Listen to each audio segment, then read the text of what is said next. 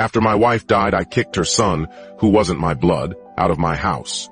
10 years later, a truth came out that destroyed me. I threw his old backpack on the floor and looked at the 12-year-old boy with cold, lifeless eyes. Get out. You're not my son. Your mother is gone. I have no reason to keep taking care of you. Go wherever you want. He didn't cry. He didn't beg. He simply lowered his head, picked up his backpack with the broken strap, and walked out the door in silence, without saying a single word. 10 years later, when the truth came to light, all I wanted was to turn back time. My wife died suddenly from a stroke, leaving me alone with a 12-year-old boy. But he wasn't my son. He was the result of a relationship she had before she met me. A love story she never shared with anyone. A pregnancy she faced alone, with no partner. When I married her at 26, I admired her. A strong woman who had raised a child alone. I told myself, I accept her, and I accept her son too, but love that doesn't come from the heart never lasts. I took care of the boy, yes, but not out of love, out of duty. And when my wife died, everything collapsed. There was nothing left tying me to him, no reason to keep him in my life. He was always quiet, respectful, but distant, and I knew deep down that I never loved him. A month after the funeral, I told him, leave. I don't care if you live or die. I thought he would cry. I thought he would beg. But he didn't. He simply walked away, silent, and I felt nothing. No guilt, no pity. I sold our old house, moved somewhere new. Life got better, my business grew. I met another woman, no kids, no responsibilities. Peace, comfort. During the first few years, I sometimes thought about the boy. Not out of concern, just curiosity. A 12-year-old orphan, no family, nowhere to go. Where could he have ended up? I didn't know. I didn't care. In fact, one day I even told myself, if he died, maybe that was for the best. At least I wouldn't suffer anymore. And then, exactly 10 years later, my phone rang. Unknown number. Hello, sir. Would you be available to attend the opening of an art gallery this Saturday? Someone specifically requested your presence? I was about to hang up. I didn't know any artists. The moment I stepped into the gallery, my heart stopped. Because every light in the room suddenly dimmed, leaving only one spotlight shining on a giant canvas, a canvas covered by a black cloth. People murmured. Cameras clicked. But then the curator's voice echoed, "Tonight's final reveal is dedicated to a man who's just walked in." And every head turned toward me. My stomach dropped. My palms went cold. Because I already knew, before the cloth even fell, that this was no tribute. The curator pulled the cover away, and the crowd gasped. On the canvas was a boy standing alone outside a house. Midnight sky above him, streetlight broken, rain pouring down his small shoulders. In his hand, a fraying backpack. The same backpack I'd thrown at his feet. The same night I ended his childhood.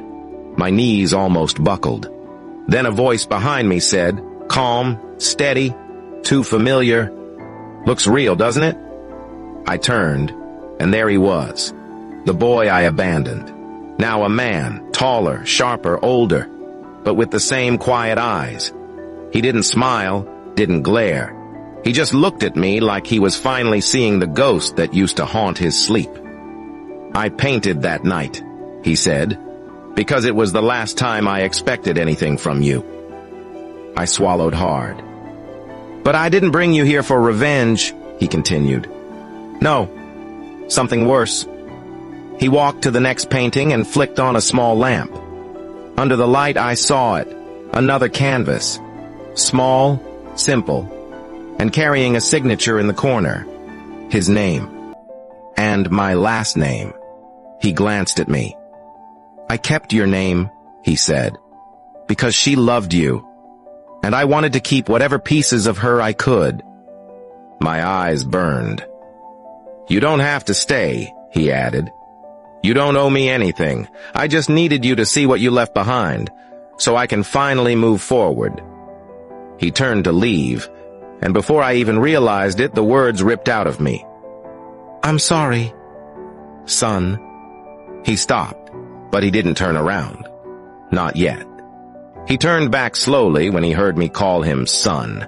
Not angry, not surprised, just tired. Like someone who had carried a memory for too long and finally set it down. The gallery felt painfully silent around us. He walked a few steps toward me, eyes steady. "You want to know something?" he said quietly. For years, I kept replaying that night, wondering if you hesitated, if you looked back, if there was even 1 second you regretted closing the door. He shook his head gently. But you didn't. And eventually, I learned not to expect anything from you. The words hit harder than shouting ever could. I didn't invite you here to hurt you, he continued.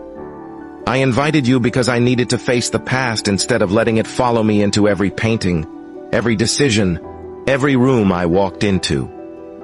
He looked at his own artwork, The Boy in the Rain, and exhaled. That moment shaped me, not completely, but enough that I needed to stand here today and close the chapter properly. I stepped forward, voice trembling. I can't take back what I did, but I am sorry. More than you'll ever know. He studied my face for a few seconds, long enough for me to feel judged and forgiven at the same time. It doesn't fix anything, he said honestly, but it matters. Hearing you say it, it matters. A small silence settled between us. Not heavy, just real.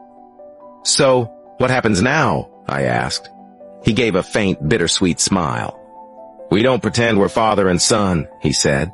We don't try to rebuild something that was never built properly in the first place. My heart sank. But he wasn't finished. But we can stop being strangers. We can stop carrying old versions of each other. We can stand here, look the truth in the face, and walk away lighter. He extended his hand. Not a truce, not a reunion, just an honest gesture of peace. I took it. His grip was firm, warm, steady. You survived me, I whispered. I'm proud of the man you became. His eyes softened. Mom would have wanted you to say that, he murmured. And maybe that's enough. He let go of my hand and stepped back. Take care of yourself, he said. Really, take care. Then he walked away slowly, passing the paintings, the lights, the people who admired him now. People who saw him for who he became, not who he once was. I didn't try to stop him. Some endings don't need grand gestures, just truth. I turned back to the painting of the boy in the rain and finally understood something. The boy I abandoned was gone. The man walking away didn't need me. He just needed closure. And tonight, we both finally got it. That was our ending. Not perfect, not rewritten, but peaceful and real.